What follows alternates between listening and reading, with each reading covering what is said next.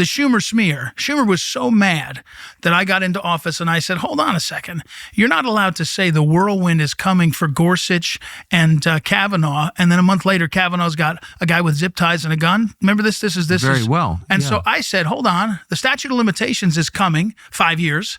I'm going to investigate this, and I'm going to ask Chuck Schumer, what did you mean? You cannot mean that you're allowed to stand and threaten justices, right? And so I put that out. He refused to answer. He said it's offensive, all that stuff. And then he went on a jihad inside the Senate. He got opposition research, and he went member to member and said, this guy Martin, you can't vote for him. This guy Martin, you can't. And so it's the Schumer smear. Then they called me names in the Washington Post. The Washington Post did something they've never done before, Tucker. Underneath the line, Spencer Hsu, he put a thing that said, if you have any tips on Martin, send them to us. They've never done this before. It's like, we want to get Martin, send us the tips. I sent a letter to Bezos. I said, hey, I'm not sure this is how the newspaper's supposed to run. He hasn't responded yet. But my point is, President Trump said, fight for the future of the country. And that fight can't be trapped in the Article 3 gentility of 100 years ago. It's the fight we got right now, and that's what we're doing. So I think they hated me, and this woman came up to me screeching in a way, I mean, she can't know me. She didn't know me. I never met her. Screeching, swearing, and then spitting. I don't know. It just... Who was she? What happened to her? Well, they've identified her, and I guess they've I don't know if they've picked her up yet, but they know exactly who it is and all that. And so, as you might imagine, I'm not involved in the case because, I'm the victim in this case. So yes. It's got to be processed. But I think that, marshals and FBI were right on it, and they've got to figure it out. So you think the genesis of the opposition was your request to Chuck Schumer that he answer questions about encouraging violence against the Supreme Court justice? Well, I think that the role I played is epitomized by that, right? Public and willing to fight for the right things. And Schumer certainly took it to heart and made a big deal out of it. And then they just made me into somebody the Washington Post had me on the front page of A1 or B1 every day for 3 or 4 weeks. Like wild. A U.S. attorney. Dick Durbin sent me 561 questions. District court judges don't get that many. No U.S. attorney's ever gotten that many. Question after question, accusing me of this and that and the other thing. So they obviously knew they didn't like something about what I was doing. And the public picks up on it, right? They worried what you would do. Well, I think that's fair. So the U.S. attorney needs Senate confirmation. Mm-hmm. Democrats control the Senate by a huge margin. Is that correct? Something like that, yeah. Oh, no, that's not true. Yeah, no, that's not quite true. No, look, I would have won on the floor, but the Judiciary Committee, Thom Tillis decided to block it in the Judiciary Committee. Democrat from California? Yeah, well, something like that, yeah. Oh, no, Republican from North Carolina. Right. So why would Thom Tillis, who was elected in maybe 2012, 14, something like that-ish, but a lot of money spent on that campaign. A lot of Republicans mobilized to get that guy elected in a swing state even then.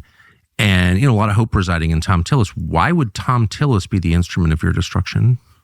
Well, look, I think, I got to say, the Senate's got a process, respect the process, all that stuff, yes. Right? So check the box. I did that with it. So I met with the guy for 90 minutes, By the way, for about a decade, I've done work when Phyllis Schlafly, the late Phyllis Schlafly for whom I worked, one of the things she cared a lot about was patents and protecting individual patent holders and inventors. So for years, we've had patent events. One of the participants in the patent events is Thom Tillis all the time because he's good on that issue, and we would work with him. So not a stranger in terms of policy stuff to me. So when I met with him, 90 minutes, he railed on J6.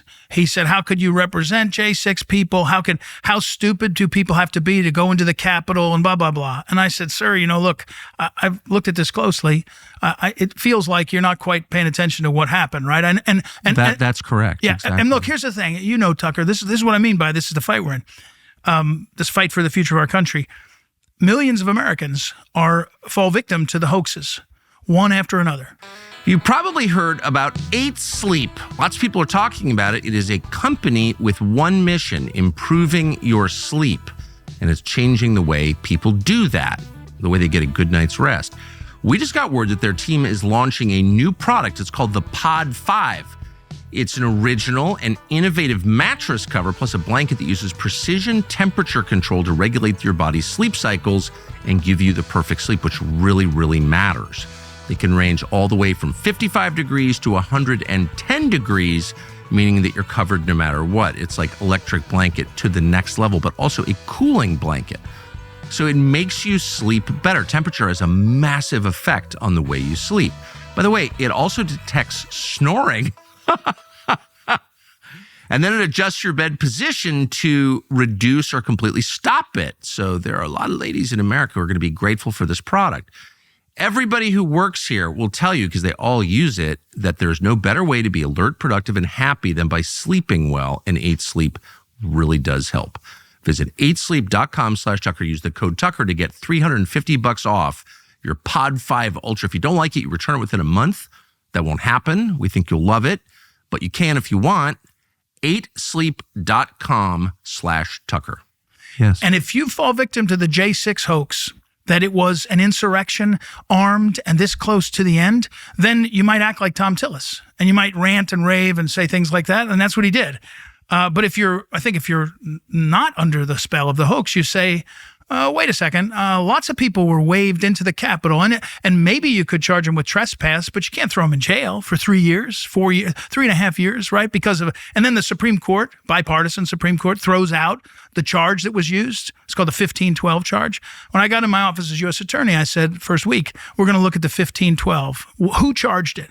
And of course, it was charged by Merrick Garland and Lisa Monaco right across. It wasn't the guy in my chair. He was an empty suit there to just carry water as they went right in. DOJ directly, all the way Attorney up, General. right up. Of course. I mean, look, 1512 is an Andrew Weissman creation, right? This was Andrew Weissman advocated for 1512 charge. Who's Andrew Weissman? In the Mueller investigation Andrew Weissman's one of these lawyers who is at NYU right now. He goes in and out of government, and he's basically at the center. There's about 6 or 7 of these people that are at the center of coordinating the weaponization of government against the people right now. And yes. Every time you turn around, I'll give it to you. The guy that was the prosecutor in Kosovo before Jack Smith, a special prosecutor, I forget his name right now. He left so Jack Smith could come in. Where'd he go?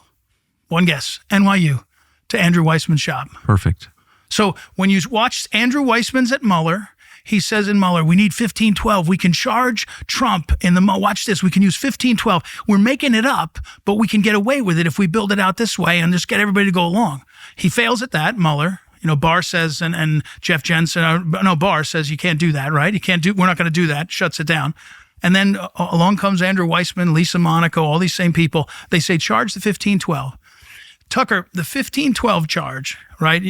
Your viewers may not track it well enough, but 1512 was an addition to the law about 20 years ago after Enron, because Arthur Andersen, the accounting firm, was destroying documents. Enron was the target of the investigation. Arthur Andersen was destroying documents, wasn't the target. And there was no law to say, if you knew there was an investigation, you shouldn't destroy documents. So they passed this law, 1512. It said, if you know there's an official proceeding, you're not allowed to destroy documents, okay? Right. You got Fair. it? Yeah. Okay, that's it. All these years later, Weissman is saying we'll use obstruction of official proceeding. We'll expand official proceeding. We'll call it we'll call it the Electoral College count, and we'll go after everybody. But first, before we go for Trump, let's drag a couple of 100 people into jail. We'll make them plead guilty. We'll try them with a bad jury. We'll make the judges roll along, and we'll make sure we put them in one after another. We'll say, see, 1512, it's a good charge. Judges went for it. Everybody went for it. And then we'll get Trump. And one judge said no. Then it went up to the Supreme Court, and the bipartisan Supreme Court said hell no and threw it all out. So we watched American citizens rotting in jail for years for walking through the Capitol and 1512. And that's why Tillis is okay with that. And Tillis is saying, oh my gosh, he said anyone who's dumb enough to go into the Capitol should be charged with everything under the sun. I said, well, if a cop opens the door and you walk in and you walk out, you're going to charge him? And anyway, so what did he say when you asked him? Well, he said, you know, because that's almost what I was about to say. Yeah, that we now have videotape. Jake Chansley, for example, a QAnon shaman, led into the Senate chamber by a cop. Right. Wanders around and then leaves and then goes to prison. Right. I don't understand, and I want to be charitable to Thom Tillis, who is obviously very liberal, and there are things about him I don't like. But I want to be fair, but I don't understand how he couldn't know that. It was an insight into the mind of people that are trapped in that understanding. And the other thing they all said to me is, "Oh, you must like people that hit cops because you defended people that hit cops." Who said that? Well, everybody, the Washington Post, all these people, because your lawyers are supposed to defend. We defend the sort of worst of the worst. Always, that's the Or system. people who've been charged with crimes. Yeah, exactly. Isn't that the way it works? Isn't that the way it works? But I say, look. Nobody's for hitting cops, right? Nobody's for hitting cops. Well, my office, my predecessor, did not charge cops, did not charge assaults on police officers because they're only misdemeanors in the stupid DC laws. And I said, new rule, touch a cop, getting charged with assault, right? So stipulate, we're all against hitting cops. Thanks for watching our YouTube channel. We hope you'll subscribe to it. And by the way, you can hit the little bell on there and get notifications every time we produce a video. We hope you'll do that also.